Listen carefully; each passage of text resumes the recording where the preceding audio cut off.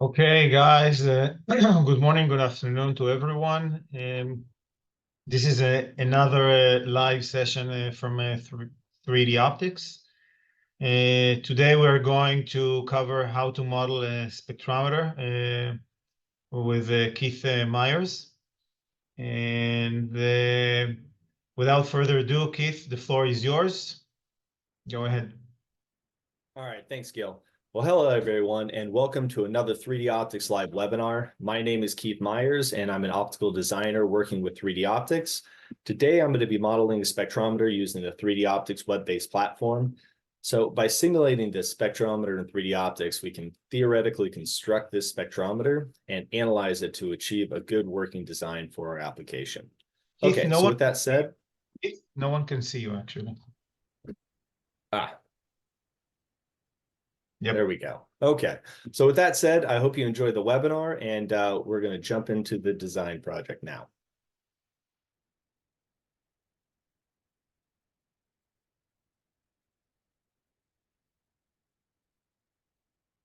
Okay.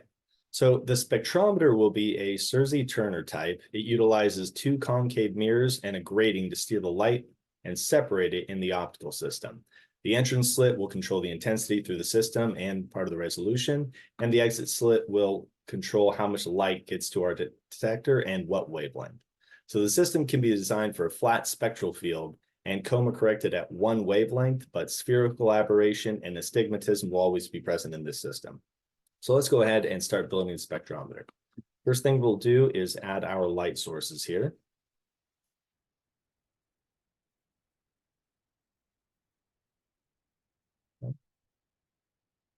And so we're going to use an alignment source to start so we can get the light through our system in an easier manner. We'll put this at the origin here. For this, we'll be using just a plane wave. We'll change the color to red. We'll increase the number of layout rays as well. We'll keep the source shape circular and have a 1 millimeter radius. For wavelength information, this will be 400 nanometers. So this will be our design wavelength. And we'll keep the power and polarization the default, so 1 watt and unpolarized. Okay, great. So we're going to go ahead and duplicate that light source and just rename it. We'll have all the light sources co-located at the same point, so they look like they're emanating from the same place. The only thing we'll do with the second alignment source is just change the color. Yeah.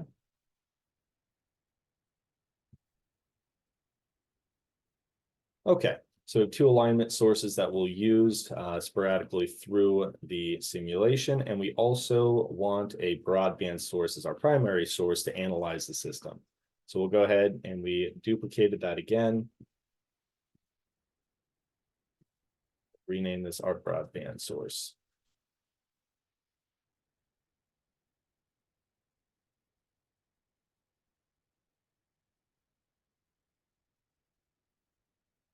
Okay, so the broadband source will be larger because this will be the actual source that we're putting through our system to separate into the individual wavelengths. And we will make this a top hat profile. We'll change the spectral range from 300 to 500 nanometers in 10 nanometer steps. Okay, great. So these are the wavelengths of our light source for the monitor, for the spectrometer. Go ahead and apply. Okay, great. So now we have all of our light sources for the system. Let's go ahead and propagate the simulation, make sure they're all pointing in the same direction. Okay, perfect. And then we'll go up here and we'll change the ray color palette to user-defined colors. Make it easier to see as we use the different sources. Okay, so the first thing we want to do, the first optical component we want to add is a lens to focus this and couple it into our spectrometer. So go ahead and right click, open the product catalog. And I've got a lens I want to use from 3DOptix. Perfect. So it is a 25.4 millimeter diameter lens with 100 millimeter focal length. Go ahead and select that and add to design. All right, and now we'll position this.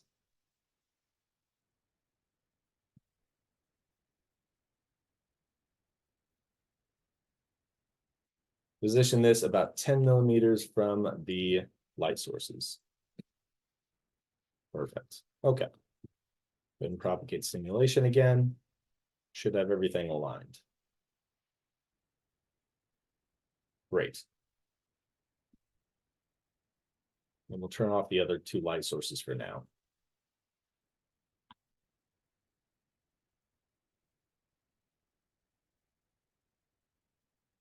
Okay, so the next item in the spectrum, or the first item, I should say, in the spectrometer is the collimating mirror. So we're going to put a collimating mirror as the first object to collimate the light that comes in. So we'll go ahead and right click, and we're going to add a user-defined object here. So for type, it will be mirror. Now for the subtype, we're going to use a curved mirror, a concave mirror. However, this will incur aberrations because we will be tilting this mirror. Generally, we would probably want to optimize by using something parabolic to get rid of some of the aberrations. But for this application, we'll just stick with the curved mirror for simplicity.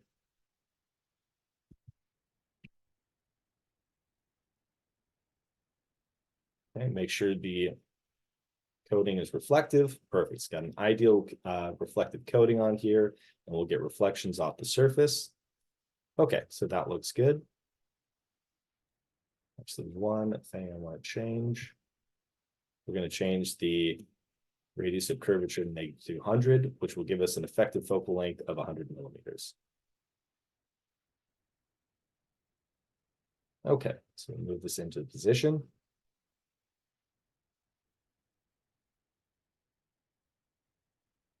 Okay, now we want to match the focuses or the foci of the lens and the collimating mirror to where our entrance aperture or entrance slit will be. So let's see what the focal length is of the lens at our design wavelength. Go over here, enter 400 in the wavelength region, and this will change all of these parameters for our specific wavelength. So it looks like 95.5 millimeters is the back focal length, because we're going to be measuring this off the back plano part of the lens. Okay. So if we reference this mirror to the back of the focusing lens. Okay. So the effective focal length of the mirror is 100 millimeters for all wavelengths because this is the reflecting surface. So we'll go back 195.5. So adding the two focal lengths up because they're two positive elements will give us the co-located focus. Go ahead and propagate simulation.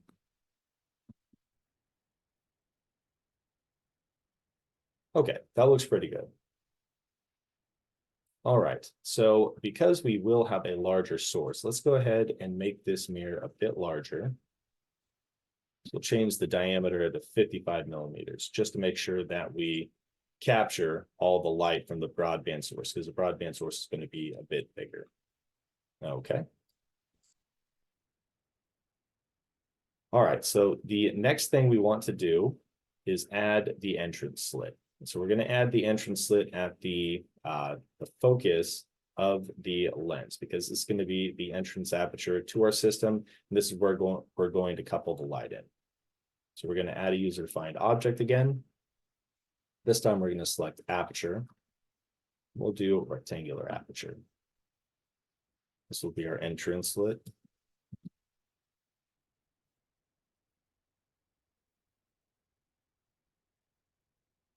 All right, so the half width minimum. This will be our dimension here. So we'll do 1 millimeter, and then for the half height, we'll do 5 millimeters. Yeah. And then we have some options for the slit. We do want the open part to be 100% transmissive and the closed part or the blocking part to be 100% absorptive. So we'll keep these as they are. We also don't want any reflections. We're going to assume that this is not going to be doing any back reflecting into the system. Okay, we'll go ahead and save that. Okay. So just like the concave mirror, we are going to reference the slit to the back of the lens. So click our focusing lens here, go to the back, and then we'll put this at the ideal focus for our design wavelength. Okay.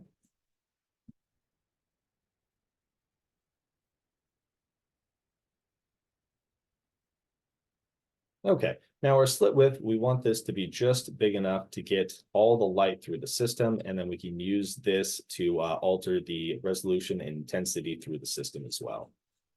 So we'll leave that for now. Okay. Now we have the light coupled into our system through the entrance aperture, and we have our first collimating mirror, our first optic.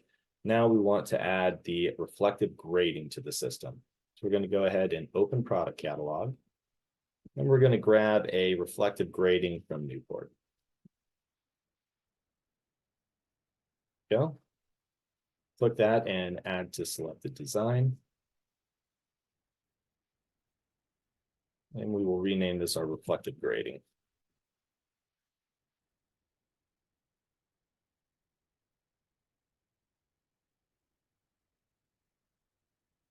Okay, we'll move this right around here.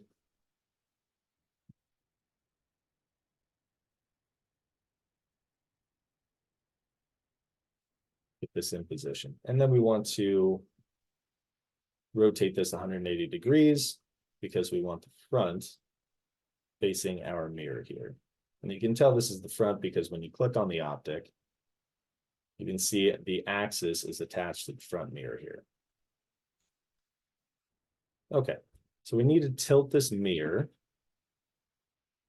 just a little bit to get the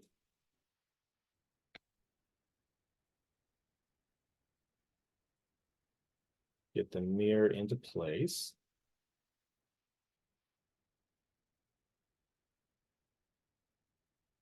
We'll propagate the simulation here.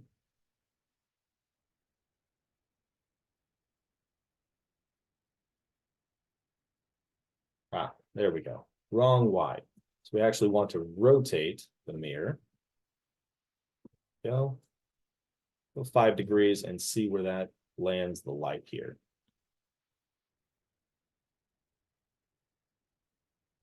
Okay, almost there. So we're missing a little bit. So we'll tilt it a little more.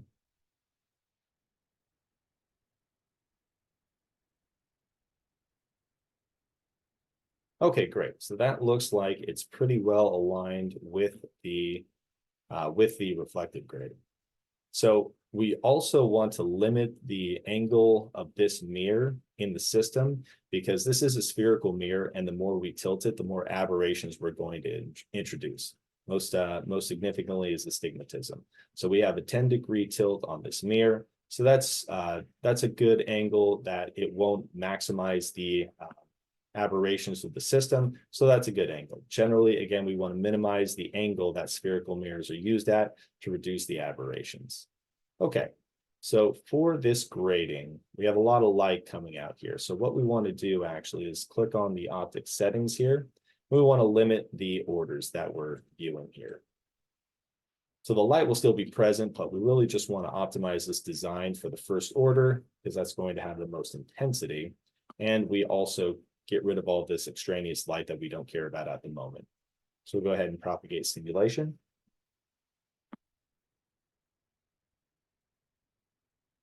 Perfect. Now we have the 0th order and the first order coming off this grating. Okay, so what we're going to do is we're going to select the grating, and we're going to right click on the front, and we're going to add it as a detecting surface just to see where the light is actually hitting it. So once we do that, we can go to the analysis portal, and we can increase the pixel count a little bit and run the analysis. And then this will give us an idea of where the light is actually hitting the reflective grating. We want it generally in the center. Okay, perfect. The analysis is done. So we'll go ahead and click on the window. What we'll do is we'll zoom in. Okay, so it's offset just a little bit, but this is a very small change. That's a few pixels off. So that's pretty good first alignment. So we're happy with that.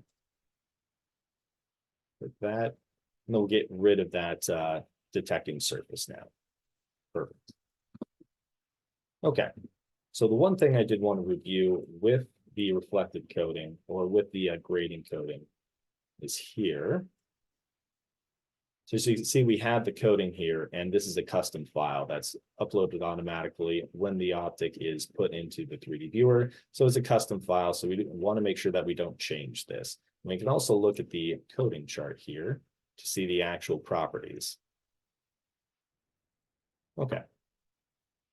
And just in case any light escapes out the back, I generally turn this to a total absorber, just in case the simulation shows a little bit of light leakage. Okay, great.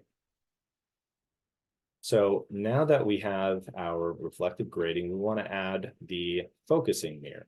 And the focusing mirror is going to be a copy of the collimating mirror. So we'll go ahead and duplicate the collimating mirror.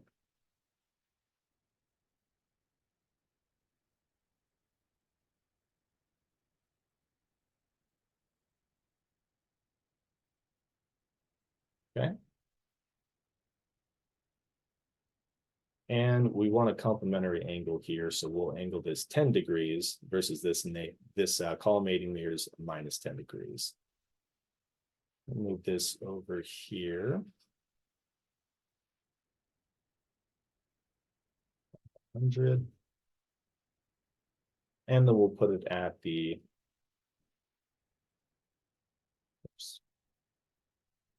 100.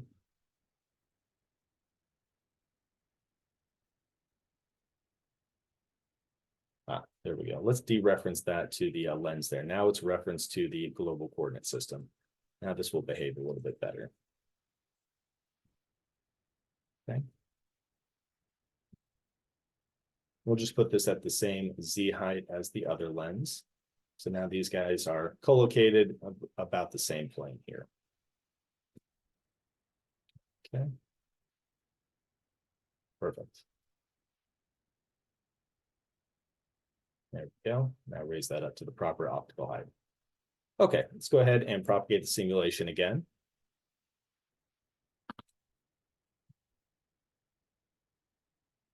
Okay, so we have the 0th order hitting the mirror now, but what we really want is the first order to hit the mirror, because the 0th order will contain all the wavelengths, just like a specular reflection.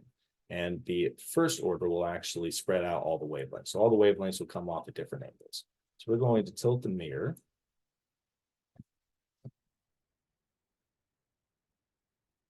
So we can make that happen. Let's go ahead and propagate the simulation. What we want to see is that first order reflecting off that mirror over here.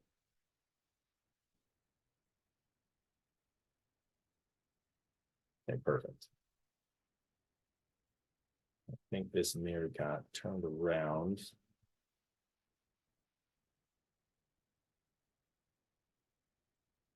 Yeah. Got turned around when it was referenced to the focusing lens because we duplicated this one. So now it's facing the correct way, and now we should get an actual reflection.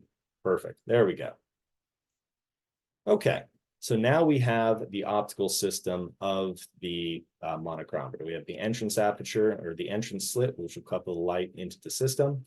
And we have the collimating mirror, reflective grating, and the focusing mirror.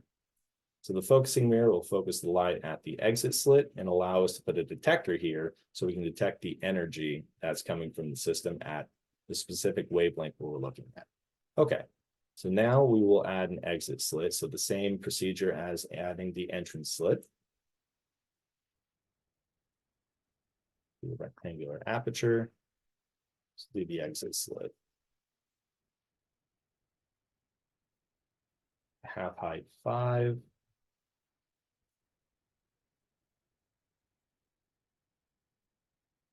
So I want the half height to be 1, or width to be 1, the half height to be 5. There we go. Do want the slit up and down. No reflections. Again, we're going to assume that this is not going to add any stray light to the system. So we'll just make sure that this doesn't add any reflections. Okay. Should be good.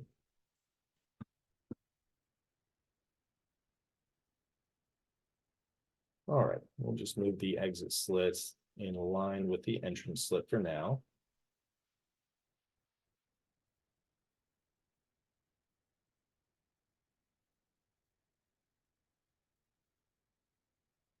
Perfect.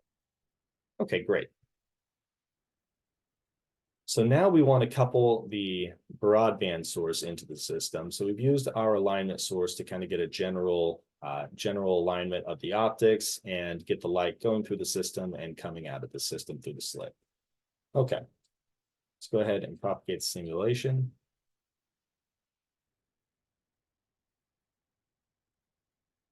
The last thing we'll do is just move the slit over a few millimeters so we can get this light, the designed wavelength light out.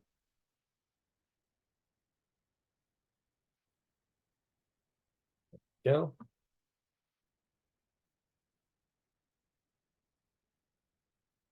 All right, great. Now we've got a rough alignment here. Got the light going through the slit at the design wavelength. So let's go up here. We're going to turn on our broadband source now and turn off the alignment source. Let's go ahead and see what that looks like.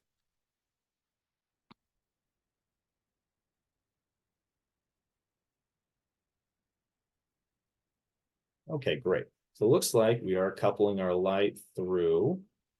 So we are going to change our ray color palette to spectral colors so we can actually see the individual colors here. All right, so it looks like some light is escaping through the system, and that's not something we want. So what we're going to do is make the slits a little bit bigger, or the size of the slit as a whole a little bit bigger, so we can block that light.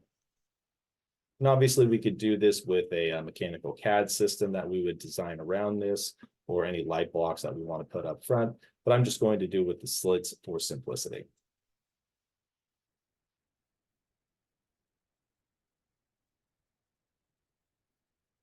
Okay, we'll run the propagate the simulation again, and that'll block the light from coming out here.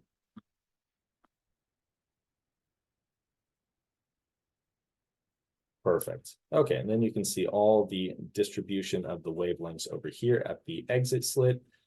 We can see there's kind of a degrading focal region here for all the wavelengths. So there will be a different focus for all the wavelengths because we did use because we are having different path lengths as the wavelengths are reflecting off different portions of the mirror here. So that's something we'll have to account for.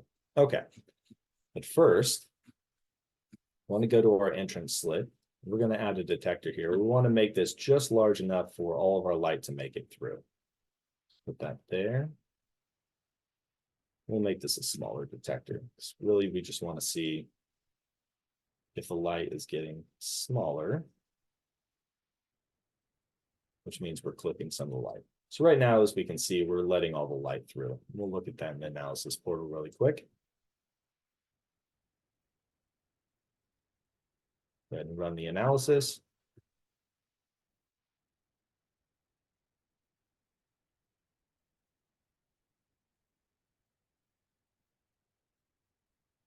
All right, great.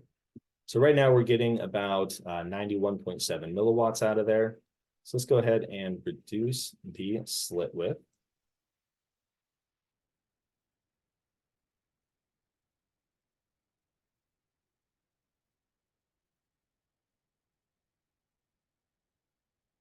It's 1 millimeter now. We'll go ahead and rerun the analysis. And before we were getting 91.7 milliwatts. So let's see how much we get now. Okay, about the same, so we can still lower the slit width a little bit for the entrance slit. So let's do this one more time. Let's try 0.3. So we just want a little bit of loss here to make sure that our slit is just enough, just large enough to let that light through. Okay.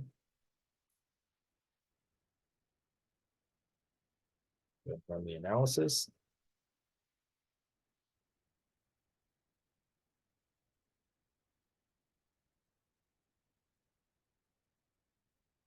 Okay, great. So as you can see, it was 91.7, now it's 91.1 milliwatts through. So we're losing a little bit of light, but now we know that our entrance aperture is just large enough to let the light through. So that looks pretty good as a starter. Okay. So now our entrance our entrance slit is the correct size. We're going to go to the exit slit here. What we'll do is we'll move that detector.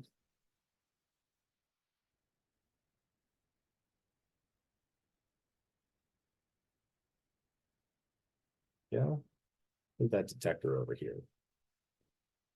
And this will be our camera or photodiode or whatever sensing apparatus we're using for our monochronometer. Okay, so we'll go ahead and flip this around.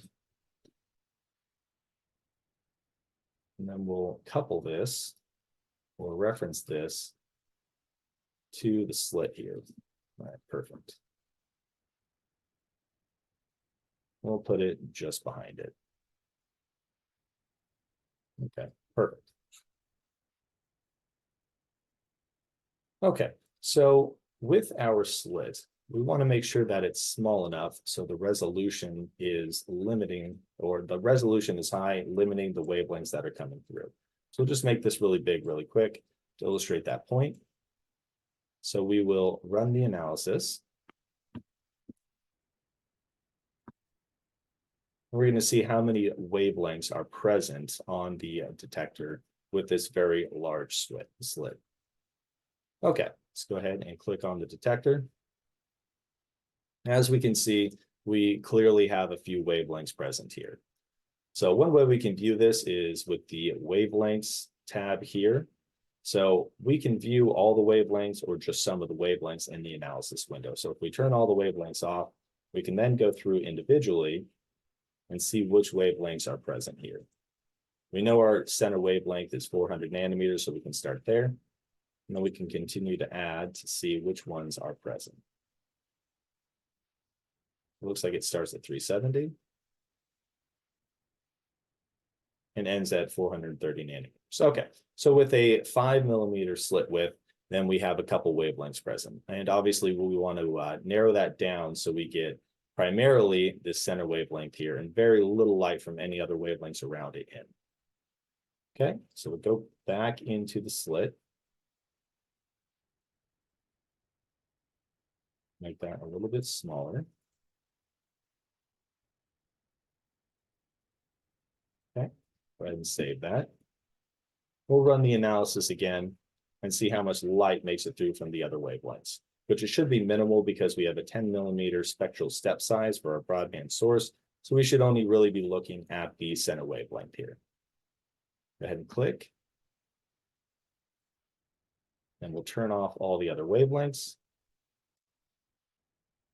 We'll look at the 400. All right, that's clearly coming through. Looks like all the ones around it are no longer coming through. All right, perfect. All right, great. So that is a good start to aligning our exit slit and getting the correct exit slit at size. So what we want to do now is we can see that there's probably a better focus region over here. So we want to move the slit slightly forward so we get closer to that region.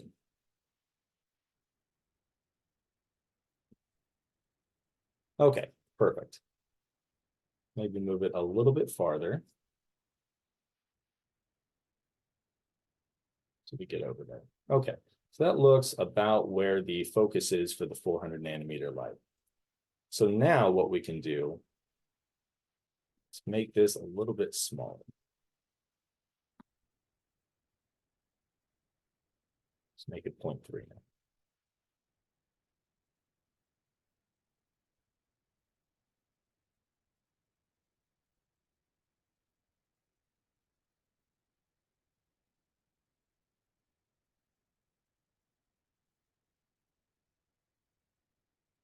Okay, so and when the analysis finishes running, what we want to see is the light basically coming through the center of the slit. And if not, we can move the grating around to kind of optimize that incident angle here.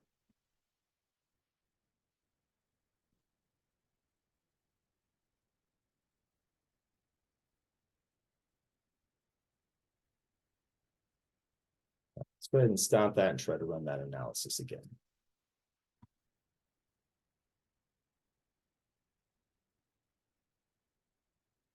All right, great. There we go. Now it's complete. Okay, as we can see, we don't exactly have it at the center of the exit slit. So let's go ahead and move our grading a bit.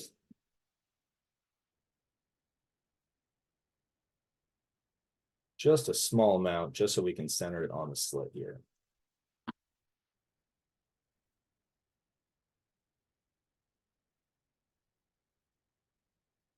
Okay, perfect. So that looks a lot better. And now it's coming through the center of the slit, hitting the detector. Now, one thing to note is that we don't have the light coming off perfectly straight from the mirror. So there is a little bit of an angle between the mirror and the exit slit, but that's okay for now. We can always come back and optimize later, optimize this angle and reposition the exit slit and the detector so that the light coming off the mirror is coming straight at it, direct incident. We don't have this angle, but for now, this is a very small angle. So this is a good starting point here. Okay, so now with our exit slit placed, what we want to do is start limiting the size of the exit slit and figure out how small we can get to only get a single wavelength and kind of what the bandpass of this slit is. So what we're going to do now is we'll actually turn off the broadband source. We're going to turn on our two alignment sources. So both of our alignment sources should be at 400 nanometers, but now we want to change the second to be at 401 nanometers. So that'll be right next to each other.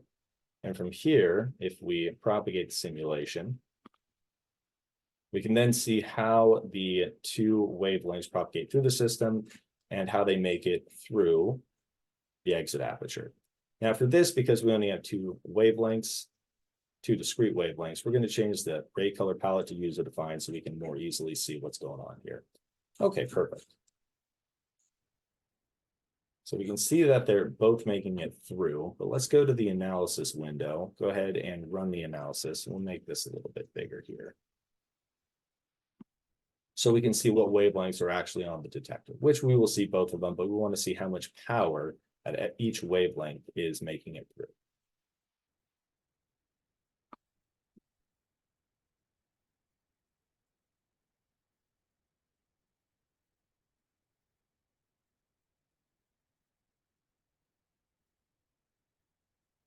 So for the exit slit, this will really allow us to limit the amount of light from each wavelength that is coming out. And the slit widths can get down to a few microns, no smaller than that. So we have some range here because this slit is quite large.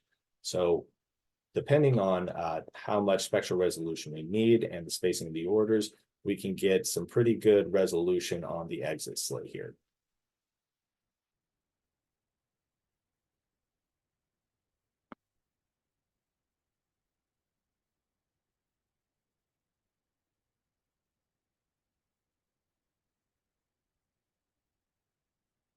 All right, let's try stopping that again and run the analysis.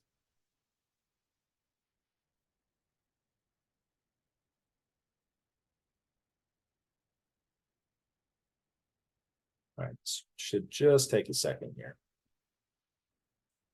So with the reflective grading here, now we're optimizing for the first order. This isn't necessary, but you get a lot more power out of the first order because every other diffracted order, the 0th order has the most energy, the first has a little bit less, the second even less than that. So we optimize for the first order generally because there's a bit more intensity there. Now, if you don't need as much intensity, you can go to the higher orders. There we go, perfect. You can go to the higher orders, get a little bit less intensity through. Okay, so let's see what our detector looks like. Okay, we can definitely see there's two spots there, but just to for analysis sake, we'll look at each one.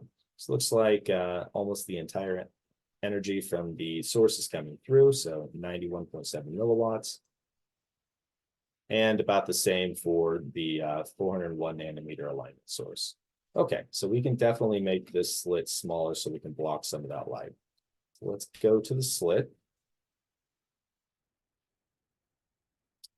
And let's try 0.1. There we go. You can see the slit's getting a bit smaller. Okay, let's run the analysis again, and let's see how much power makes it through the slit and onto the detector for each wavelength. Okay, so it kind of looks like we have a single wavelength now. Okay, so we do the same thing. How much 400 nanometer light is making it through? About the same amount, a little bit less. But now we get orders of magnitude less light from the other source. Okay, great. So now we know that our slit width is correct, and we would be able to correctly measure the 400 nanometer light here. Okay. So next, we know that we can discern or resolve between 400 and 401 nanometers. So let's make that difference a little less. So instead of 401 nanometers for the second source, let's do 400.1. So 100 picometers difference. Okay, propagate the simulation and look at the exit slit to see where that light is falling.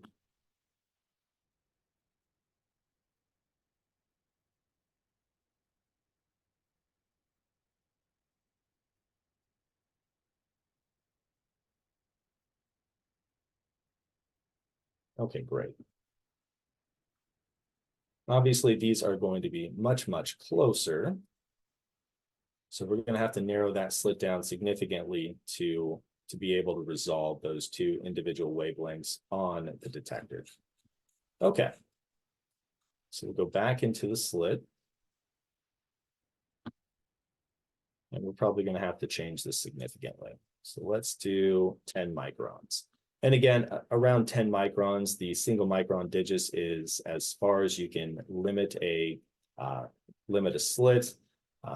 So you'll generally find that manual and automatic slits on spectrometers, monochrometers will go from a couple microns to a couple millimeters. So this is about our lower limit here. Go ahead and save. And now we'll just look again, we'll run the analysis in the analysis portal and look at the analysis window to see how much energy from each wavelength is making it to the detector.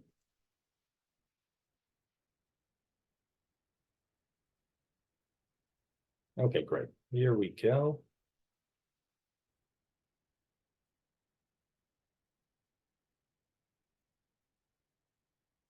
Okay, let's look at those wavelengths, 400 nanometers. Okay, so we've got lost a little bit of energy because we made the slit smaller. That makes sense. And then we did decrease the power from the second wavelength significantly. So we would be able to resolve this as well.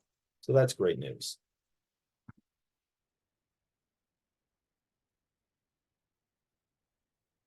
Okay, so with the exit slit, we can definitely limit this, and this will give us will help us resolve each wavelength in our source. Now, if it's a monochromatic source, this doesn't matter as much, then you're just changing the intensity on detector, which can be done if you have a very bright source. Or if you have a broadband source, obviously you can limit this, so you're only letting one wavelength through, so you get the true power at that wavelength. Okay, so let's go ahead and turn on our broadband source again.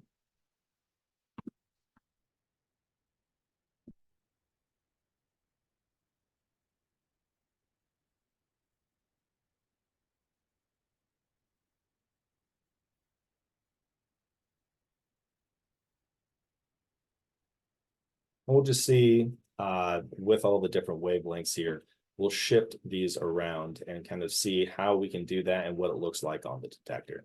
Because as we saw previously, there's a different focus for each of the wavelengths in this little line of our source here in the first order. So we just want to shift that around and see how that affects our slit. And obviously this is a working design. So from here, we would want to optimize for our slits, for the focal lengths of our lenses, entrance and exit slits, and also distances. So we can kind of get this more optimized and really create a flat field for the spectral output here and minimize aberrations as much as possible. Okay, so let's go back to go back to spectral ray colors. There we go. Now we can see each one individually. Okay, so now that we have our spectrometer built, we can move the grating or rotate the grating to different angles to get different light to pass through. So let's go ahead and change that angle. 39. Let's see what wavelength will make it through. And it should just be the wavelength adjacent to 400 nanometers. Okay, great. Let's see, that made it through.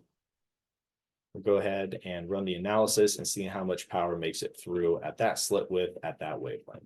Should be similar because it's only 10 nanometers shifted.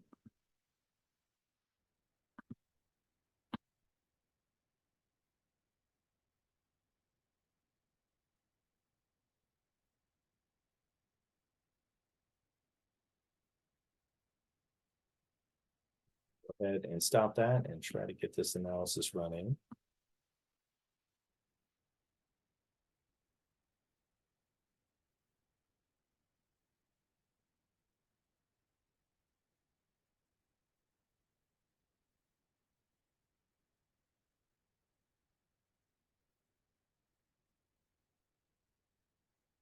So just to mention, the reflective grating is blazed at the sub 200 nanometer wavelength region. This also has an aluminum coating. So aluminum coating is really good for broadband sensing and broadband applications. Aluminum is reflective all the way from the UV to the far IR. And there's just a little dip around the visible near IR region, but it does have relatively high transmission or reflectivity over a very broadband wavelength range. So with spectrometers, generally, if you're using it over a very, very large region from the UV to the far IR, you're going to use a reflective aluminum coating here. For IR applications, it'll be a gold coating. And if you're looking for visible near IR, a silver coating is a good option. So kind of depending on your application, these will be made of different reflective coatings. And obviously the mirrors will want to match that because those are the primary reflective devices. Okay, great. Looks like we got the light through the system.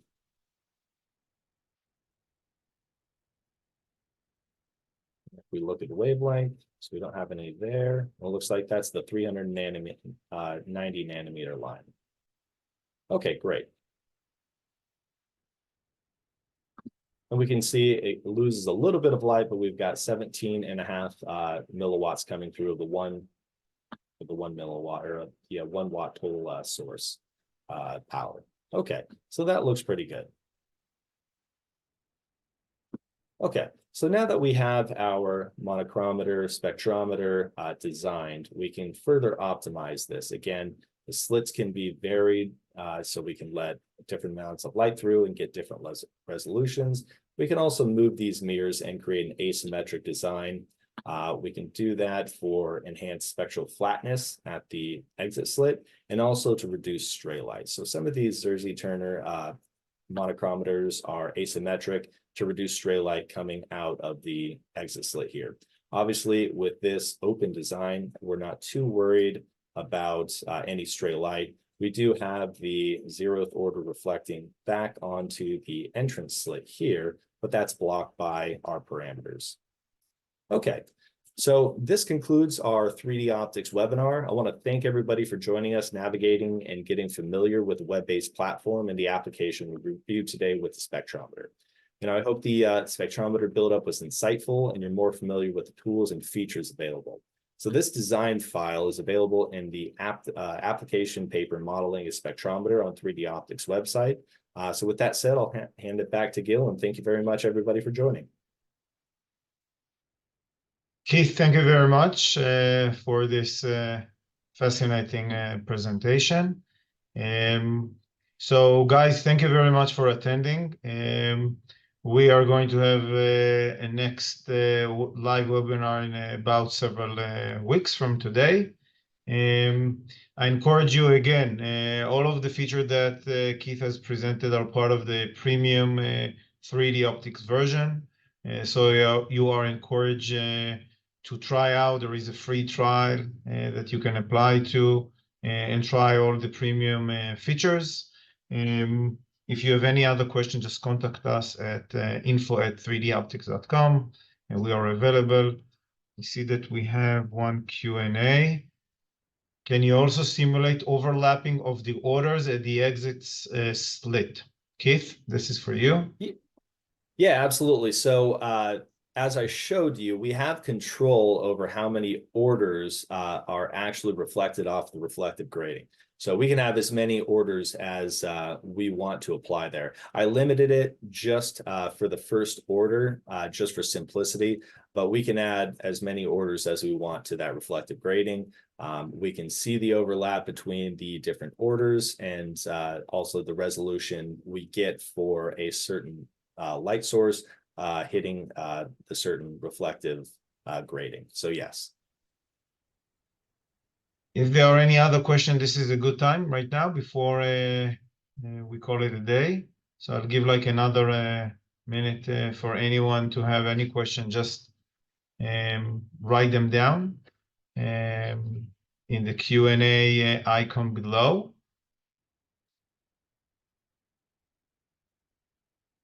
Just a heads up, we are going to release some amazing new feature very soon. One of them is going to be ideal objective that you can test out. It is composed out of paraxial lenses. It's very nice to build objectives. So anyone that is doing microscopy, I'm sure they're going to enjoy with that feature. There are some other amazing features coming as well, and we will notify everyone over email. So I see there's no other question. So thank you very much, and I hope to see you in our next live session. Goodbye.